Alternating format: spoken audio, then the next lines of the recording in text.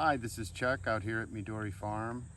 It's an overcast day and it's a bit wet from the rain yesterday, so it's not an optimal day for picking potatoes, but that's what we're doing. We're harvesting our potatoes today. And you can see I've got a couple up already. And what you want is you run a bit of a warmer, drier day usually to harvest your potatoes. And also you want to wait a little bit longer. It's only mid-July right now. I would have liked to have waited until August to pull them out, but we're having some issues with them, as you can see. If you come in closer on this plant, you can see it's already starting to turn brown. This one's almost dead completely, which actually, usually you want your potato plants to die off before you harvest them, but you can see how small these are. These plants are really, really small and underdeveloped. So we're experiencing some issues with them, and I was wondering what they were. That's why I started digging some up. And I can show you here these two potatoes that have, well, this one's got some big chunks eaten out of it, and this one's almost completely been eaten. And what we found is that there's a lot of mole tunnels going through our potato bed here, which is pretty common because we use a lot of compost. We attract a lot of worms that the moles really like to eat.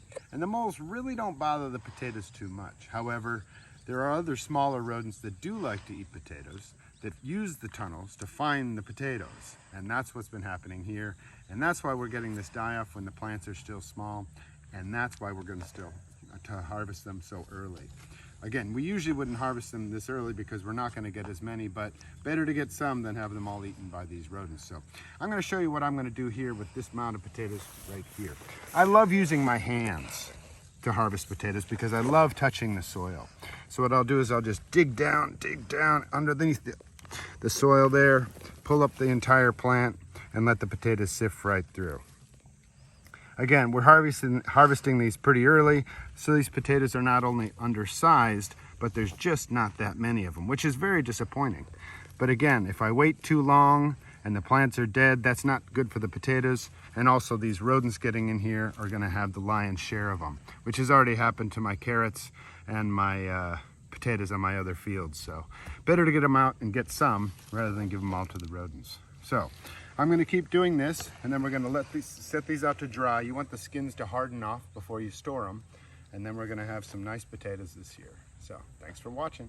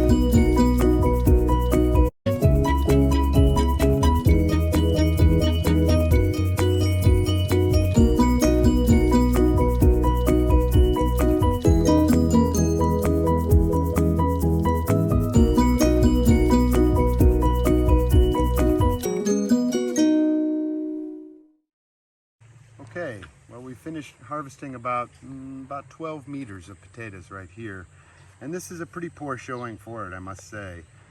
Usually I'd have about 5 or 6 of these basketfuls with that many potato plants, but as I said, something had gotten in there and stunted their growth and then was eating those potatoes, so I guess I'm lucky to get what I can get, and these sure will taste good. One thing we did find on the end of one of the plants was these. I don't know if you can see them very well, but these almost look like tomatoes, don't they? And what they're called is berries, actually, potato berries. What they do is they grow off the end of the plant. If the flowers become fully mature, sometimes they turn into these berries. Do not eat these berries if you find them. They are poisonous. But they will also produce something like a seed that you could plant. Now, if you do that, you'll get a plant that is different from the one that produces potatoes. But it might be an interesting experiment at some point. We're starting to harvest a different kind of potato here that you can see. These are much bigger plants, much more robust. I don't see any die-off at all for them. So I'm tempted to leave them in the ground to let them mature even more until they start to die, and then I can get more potatoes. But again, with this rodent on the loose, and we actually found a tunnel just about 5 minutes ago, I'm worried that the rodent was going to get into these potatoes too if it hasn't already, as it's in the exact same bed. So we're going to go ahead and harvest these out, and I'm going to show you how to do that. This is a little more enjoyable, of course, because there'll be more potatoes.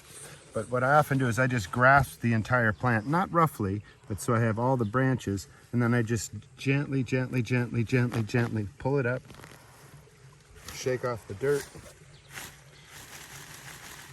And you can see many of the potatoes will just come right off, just like that. Now this is the potato that the plants actually grew from. So we're not going to eat that one. You can see it's green, and you don't want to eat green potatoes. Here are the other ones that grew off of that. We'll see if there's any more down in here in the dirt. Yep, there are. Look at that. See that one? It's important that when you're harvesting your potatoes, especially if you're on a farm, is try to get them all. Because potatoes that hide on you, even these little tiny ones, they're probably going to produce a potato plant next year, whether you want it or not.